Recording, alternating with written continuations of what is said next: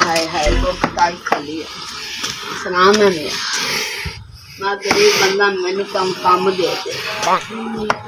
मैंने और बंदे की जरूरत है दसो वे की काम करना यो माल का खा पीने जैसे दाल ये मैंने हाँ आटा पानी में दे हाँ चाह देवेंगा चलो ठीक जाओ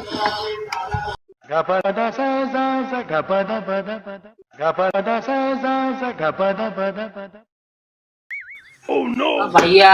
हाँ यार ये कोई माल ही मकाऊ हो सारा मकाऊ ले जा यार ते दिक्कत तो पट्ठे बड़े खांदा मैं वाडे वाडे रह गई इन्हें तेरा फूसियां बढ़िया करदा ओ पट्ठे तक खाने हैं ना केड़ी देनी तू सारे ले जा अच्छा रेट रूट दस इंदा भाई 2 लाख है इंदा 3 लाख है हां असि नवी मां ने 4 लाख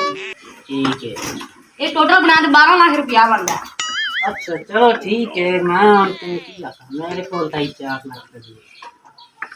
4 दी देनी है दे दे मैं भी मुलाजिम हां हां मैं भी आधी पोनी और 10 फिर पत्ते 10 मैं तो 4 तो उत्ते नहीं दे सकता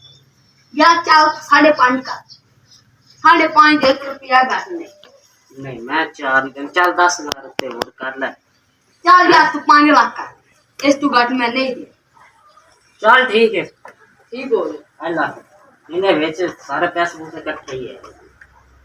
हाँ, माल छुड़ावन वाली का देखना लो देख हाँ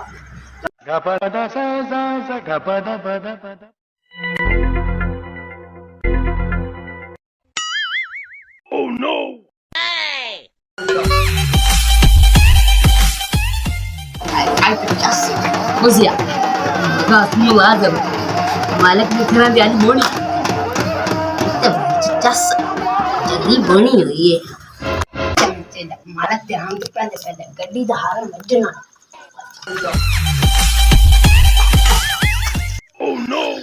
मैं लुट गया मैं मर गया